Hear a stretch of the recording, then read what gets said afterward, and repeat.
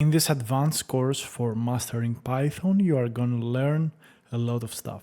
We're going to learn about iterators, generators, context manager, closures, lambda map and filter functions, along with zips, list comprehensions, threads, and decorators. In this tutorial, we're going to talk about Python zip functionality. So first of all, you are going to be defining two lists. Both lists should have the same number of elements. After we specify those two lists, we can use the zip functionality to zip those two lists. So by using zip and putting as arguments those two lists, you are gonna be getting a zip object. So let's run this code. You can see that the result will be a zip object at the specified memory location. So if you pass this zip object into a list function, the returning list will be a pair of elements. So each element of those two lists is going to be paired to the other element at the specified location. So the first element of one list is going to be paired with the first element of the other. The second element is going to be paired with the second element of the other list. And you can find here a number of pairs. What you can do with a zip file is create pairs between different objects. And you can also iterate over a list by using a for loop. So if you print here each of the pairs, you can see a pair of A and 5. So A is the first element, 5 this is the first element for the other. And this is very useful if you want to couple also more than two lists. So here we specify 4 lists and we use zip to create pairs across all those lists.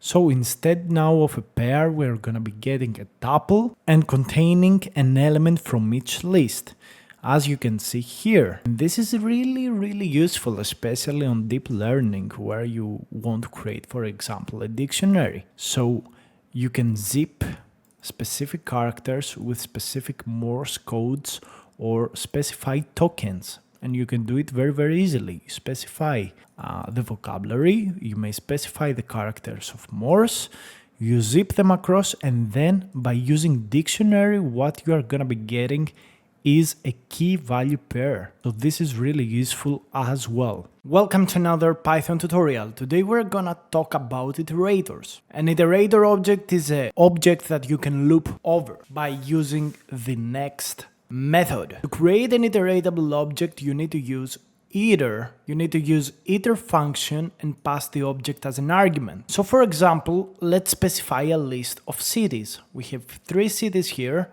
and we pass this list into the iter function as argument, and we create an iterator object. If we print the iterator object, the result will be a list iterator object and the memory location. By using the next, we can parse through each item of the list. So in the first next, we're gonna access Berlin, in the second one, Vienna, and the third one, Zurich. If we use next iterator object, again we will find that we have an error, the stop iteration error. This means that we have no other element to pass through this iterator. Please bear in mind that an iterator cannot be passed 2 times. Once you use next and reach the end, you cannot go back into the start. So, in order to add iterator behavior to a class, you need to specify the iter and next method inside your class. First of all, the iter method will return an iterator, and the next will parse the iterate. And you can find a reference for more here. So first, let's specify a class reverse. The first thing you want to do is create the initialization method, and we're gonna be setting self.data equal to the data, and we also gonna be creating an index that will be the length of the data. So we create an iterator that will loop over a sequence from the last element to the first element. Then again, we specify the iter function or iter method of this class, and it will just return itself. After that, we want to be specifying the next. First, we create an edge case where the self.index is equal to the 0 element, so that means that we have no other elements to parse. And then if we do not have this edge case, then what we're gonna be doing is accessing the index in the final position -1 and returning that element.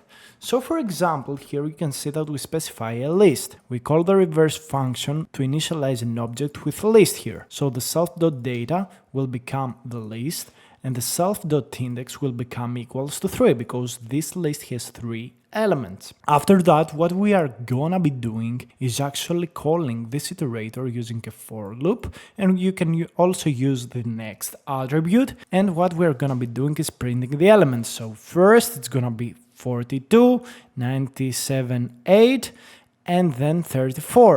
So let's try and run this example with next. So first of all, what we're gonna be doing is using LST backwards, and we are gonna be encapsulating inside of it the next attribute. So what we are gonna be doing is calling next 3 times, and what we want to do here to see the output of the console is using the print and actually passing the result of next inside the print. So we're gonna have to run the code again because the iterable has completed its loop, and boom, exactly the same example. So the for loop here, essentially what it does is that it calls next automatically. So again, we have another list of cities, and you can create an iterator again by using the iter method, and you can use a while loop for the city iterator. So you can use a try and except clause, so you can stop this loop.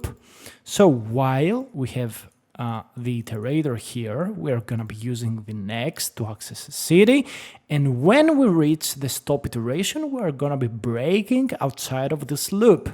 And also I think that you can use while true here as well, and boom, it's exactly the same, doesn't really matter. So you can also use the while city iterator, but it really doesn't matter. What you wanna be doing is using the except stop iteration so you can break out of this loop. Otherwise you are gonna be having an error. So if you use pass here, it is gonna throw an error. You have the stop iteration here. So okay, let's put the break back in here and let's move on. So in today's tutorial, we're gonna be talking about generators. Generators are a more Pythonic way to create iterators, and we're gonna be using the will statement to create the generators. So first we need to understand that the generators actually implement next and iter on their own.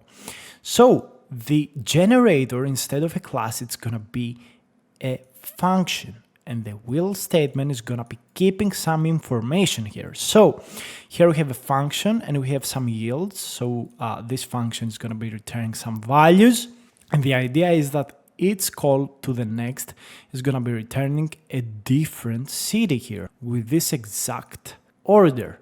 So the first next is Hamburg, Constance, Berlin, Zurich, and you can see here the results. We can also be defining a generator to compute prime numbers. So first we have a helper function that tells us if a number is prime, so it can be divided exactly with some value, or if it is true. So we create the generator here. So we're gonna be having a willed function to keep track of the number. So here we're gonna be storing the number for each loop. So let's check it out. We define here the function primes, and we want max 10. Then we want to be printing primes, which is gonna be a generator object, and then for each x value, for each yield number, we wanna be printing it. So the prime numbers from 0 to 10 is from 1 to 10, sorry, it's 2, 3, 5, 7.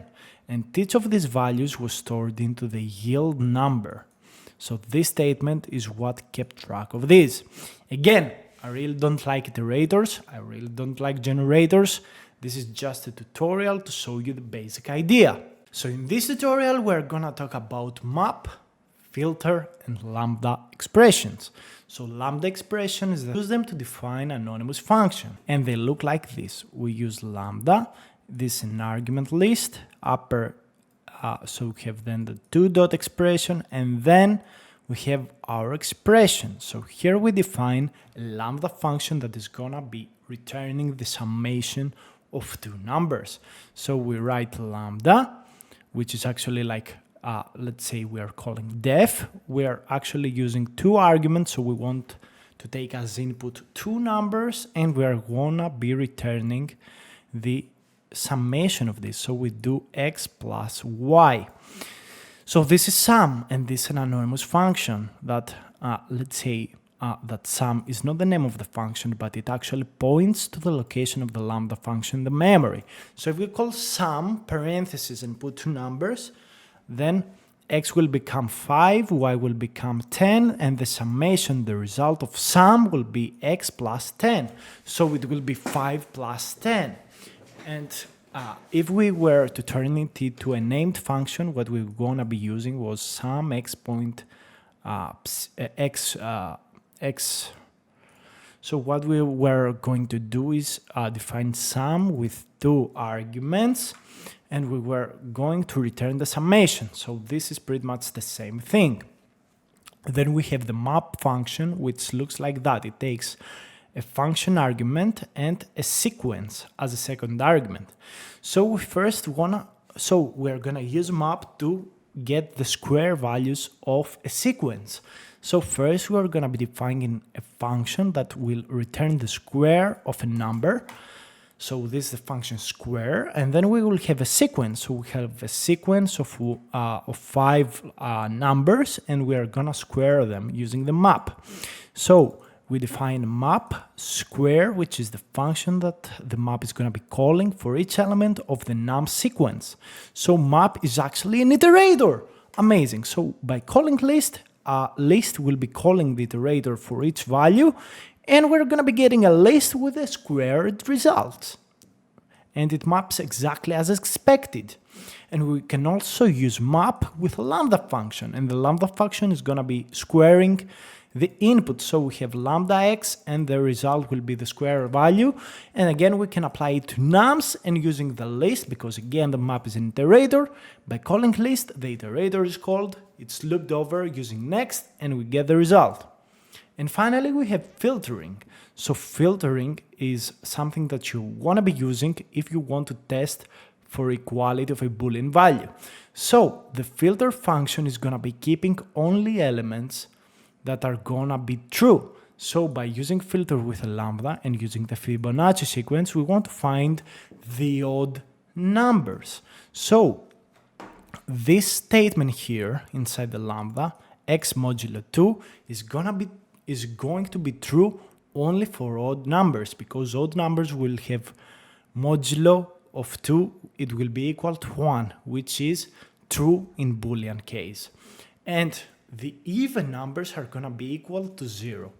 So we are calling this filter function, and the result will be 1, 0.1, 0.2, 0.5, 0.8, and blah, blah, blah. So the result is going to be 1, 0.1, 0.35, 13, 21, 55. So these are the odd numbers of the Fibonacci sequence up to 5. So in today's advanced Python tutorial, we are going to talk about closures. So first of all, we are going to be defining a function called say. This function is going to have a variable called greeting with the value of hello, which is a string, and it's going to have a nested function called display that is actually going to print the value of greeting. So say will finally just call display, which is going to call print and greeting, and the output will be hello. So if you call the function say, the result will be a print action of hello.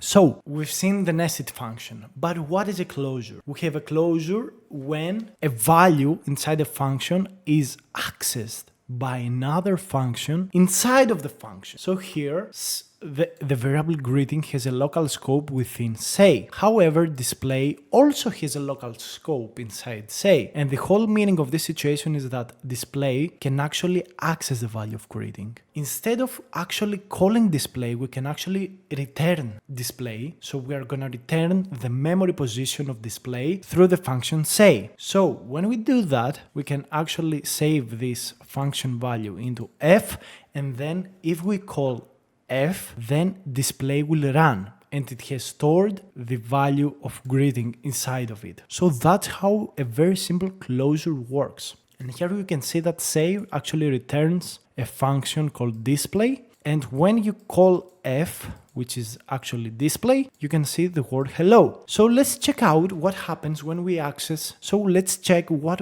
happens when we access the argument of a closure. So here we have another closure, but instead of having a local variable, we actually have an argument. And this argument can be accessed by the closure, which is the multiply function inside of the multiplier. And here we can see that the product is actually x multiplied by y, and we return the function multiply. So by calling multiplier and saving the result into m1, m2, m3, so what we do is give the value 1, 2, 3 to x. So then when we call again the m1, which is actually the multiply, we pass a new argument, the argument y. So here the result will be the multiplication of the previously defined x, which is 1 for m1, 2 for m2, 3 for m3, with 10. Okay, so let's check out the result. Let's run the code and boom, you see 10, 20, 30. So this is how a closure works. I hope you enjoyed this tutorial. Press the like button and subscribe. In today's advanced Python tutorial, we are going to talk about Context Manager. Context Manager will allow you to do safe operations and close open files or acquire logs, and in general streamline the whole operation of opening, closing and using files. First of all, let's say that we would like to open a text file, for example the data.txt, and we would also like to read some lines from it. Now suppose that for some reason the value at position 0 cannot be turned into an integer. So this operation in data brackets 0 throws an error. Problem with that is that the file.close operation that you see here may not run and the file may not close. So in order to avoid this problem, what we usually do, or did at least till Context Managers entered the scene, was doing a try, except and finally. So the idea is that if for some reason we get a value error, we handle it here and then we close the file using the finally statement. The Context Managers, however, allow us to do that a lot more Pythonically and a lot simpler. What we do is write the keyword we do the operation we want, which is open a file, as f. So we name this file f. We then read lines from this file, do the operation that we want to do, and then the Context Manager will automatically call f.close of the file and also handle any error that may arise. So this way, with only 3 lines, you can do what you would have done with all these lines or with those 4 or 5 lines. So this is a very clean way, very safe way to handle your file. So again, the first statement is with.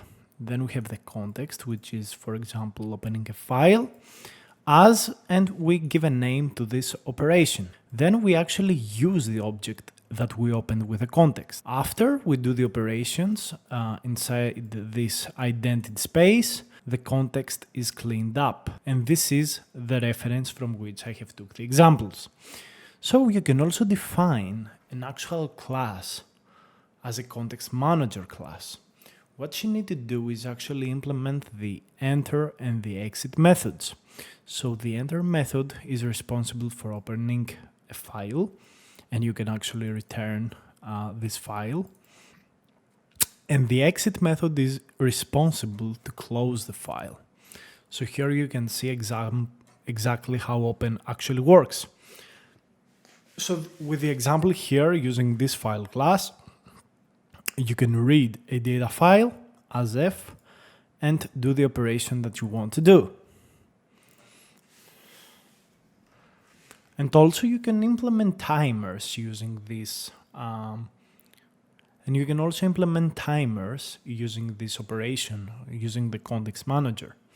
Again, you need an initializer that initializes the timing equals to 0.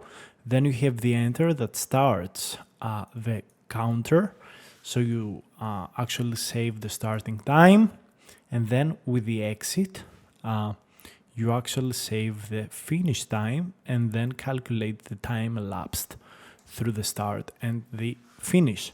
So the exit function will actually return false if you have no problems, and it will return true if you have some kind of problem. As you can see here, it takes arguments for the exceptions, the exception value, and some traceback object. So if we call Fibonacci here and we do that for 1000, and we do that a lot of times, you could actually see the time elapsed through this whole operation, and it should take quite a lot of time. So let's try it. Okay, so it's still running. It's absolutely fascinating how much time this operation takes. So let's try only with 10 iterations because boom, and you can see here the time that elapsed. Let me give it another look with 1000. Boom. Okay, so it's pretty fast actually. Let's try 10,000. Okay, and then let's try 100,000. This should take approximately 8 seconds. Yeah, so this is the context managers, this very serious and important topic.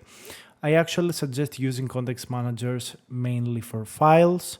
It's safe, it's easy, it's Pythonic and clean. In today's Python tutorial, we're gonna talk about list comprehension in Python. The first thing that you want to have is actually an iteratable. For example, here I have defined a tuple with 5 numbers, and list comprehension is actually an alternative to map or filter operation. Essentially what you want to do is use a for loop and return a specific value. While you do that, you also create a list. So each item in the nums tuple is gonna be manipulated. It is actually going to be squared in this example, and the square for each value of nums is gonna be inserted into a list. If we run this code, the result will be 1, 4, which is the square of 2, 9, which is the square of 3, etc. And we can do a lot of other stuff like using also if statements inside the list comprehension.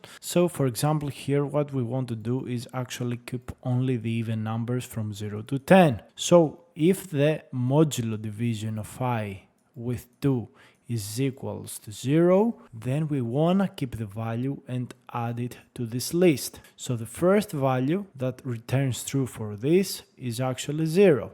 Then we have 2, 4, 6, and 8. And the original iteratable is the range 0.10. Here we also see additionally how you can use an if statement with list comprehension. Finally, just to show you conceptually the differences between the map and the list comprehension, you can check out the map statement of using actually a function that squares a number and returns it. So if we used map, we would have the square here and the iteratable as the second argument, and we also want to pass it into a list so that iteration actually happens, so the code of map actually runs. So we could do it also with list comprehension in this way. So for each I in nums, return the square root and add it to a list. So visually, the list comprehension is a lot more simpler and more Pythonic than using maps. And also one of the things that you need to know is that list comprehension is actually faster than map. Also here you can see an operation that is doing filtering. So what you can do with list comprehension is actually do filter and map in pretty much the same way. So you can do map and filter using list comprehensions in just a single statement with very small differences. So a filter would actually check if the value is equal to true for a statement, while map would apply a function to every item of an iteratable. So I suggest that you use list comprehension and not map and filter. But if you want to learn more about map and filter operations and lambda functions, you can check out the tutorial in my YouTube channel. Hello, today we're going to talk about decorators in Python. So a decorator in Python is any callable Python object that is used to modify a function or a class. We define decorators usually as functions, and the whole procedure is that we define a function that we call decorator function, and the argument for this function is another function. So inside of this function, we had the nested function, usually called function wrapper, that takes some input from the function func. The work of the function wrapper is to do some kind of transformation of the arguments and call the original function with the transformed input. So the decorator will actually return the function wrapper, so it will return a closure. So here we define, as an example, a function foo that actually prints a specific string. Here we call foo and we can see the result, and then we create a decorator. So the decorator is gonna have foo as an argument, which is a function, and it will return a closure that is gonna be calling this function foo. So by using the closure, as we've seen in the videos with the closure, and specifying 72 and specifying 42 as argument, then we can see that foo 42 will run inside of the function wrapper and we get the specific result. So another way to use decorators, which is the more Pythonic way and a simplification of the process, is actually using the email sign and the name of the decorator. So what happens here is that we get the decorator is defined and then it is called automatically by the system. And this is exactly the same as here. So another way or another example is when we have another example is when you have a sac function and you want to add one value to it. We also have a decorator here that actually calls this function and prints the resulting value. So before calling sac, we get the message before calling sac, then we get the value of 11, and then after calling sac. And this is another example of a decorator. We can also define multiple decorator functions that are going to be used only on one function. So for example, we create decorator 1, 2, and 3. And this will do a different transformation to the input. And actually they will return a quite different output. So when we use the .at deco, what we do is actually run a part of the closure, which is the prints. And you can see that the prints are run from the first function to the last. But then when we call the closure foobar, we can see that there's quite a big difference. So for example, the difference here would be that the decorator 3 is the closure that runs first. So it's the closure that is passed to memory last and it's run first. So it's the inverse transformation. So pay close attention to that. And the result of foobar 42 would be 48. So why would it be 48? We have to think a little bit about it.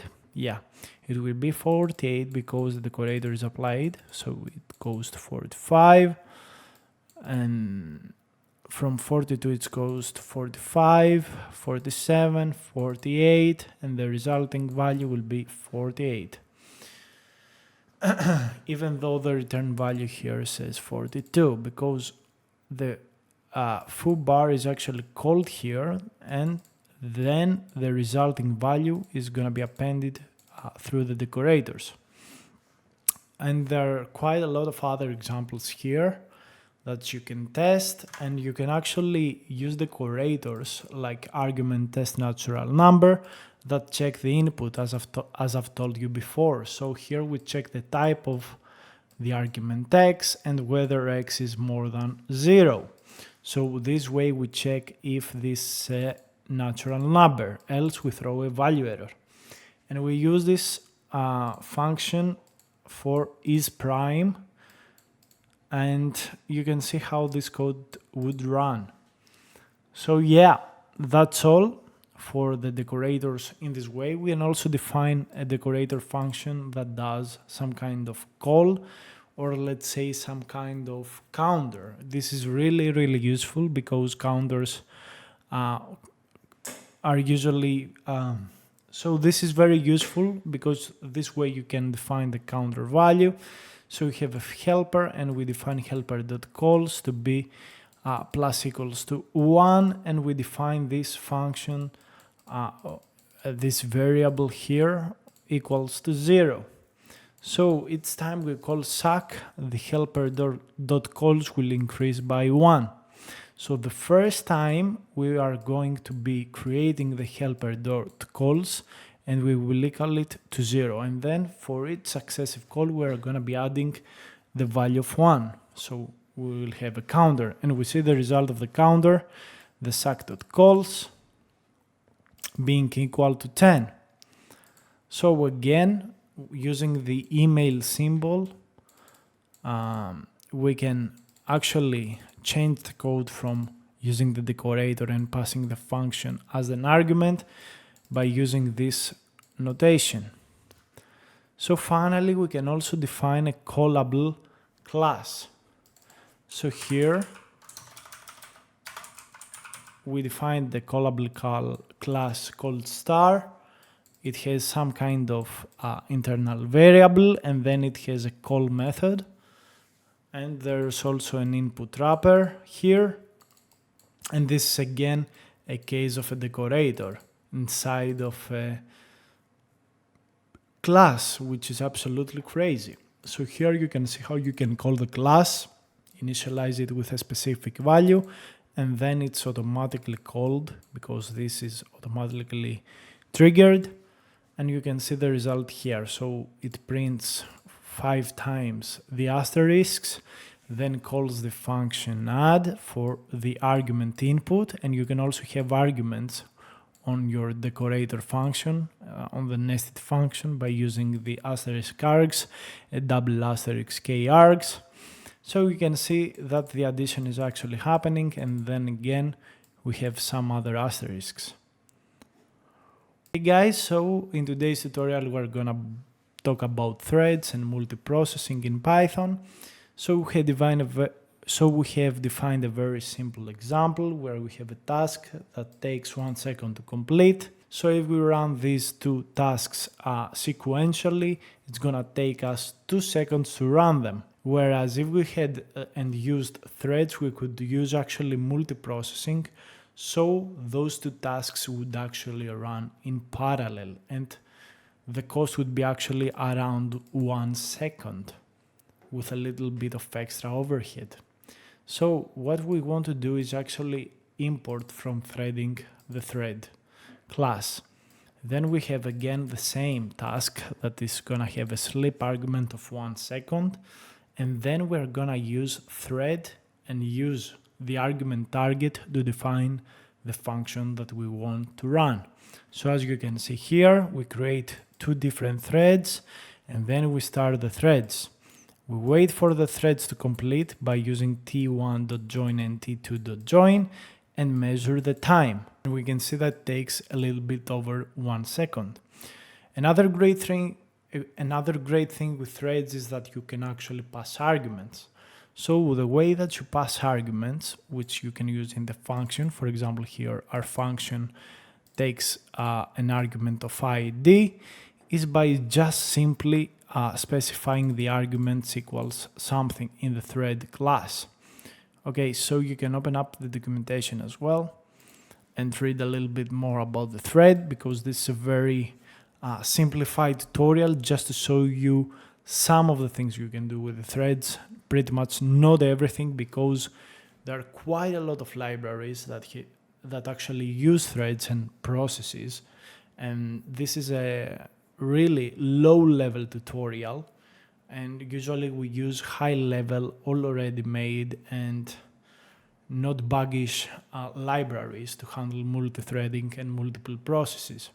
So again, here we can see how the task starts and how they are completed, and all of these tasks run in around 1 second.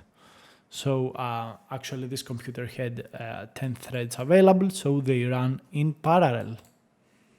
And you can see also that you can use for loops with the threads, put them in a list, start them, and then end them by using a for loop through the list. Pretty simple stuff. And there is also another type of threads that I want to talk about, which is the daemon threads or the background threads. So if you want to specify a daemon thread or a background thread, you just have to specify the daemon arguments equals to true, or do it by using the thread.daemon attribute equals to true. Two ways to do the same specific thing. Usually we use this notation here because it's one line over two lines, but whatever you want, write as you want, it doesn't really matter. So again, we define a counter and a timer, and we actually gonna be sleeping all the time for 1 second, and then we can call the thread.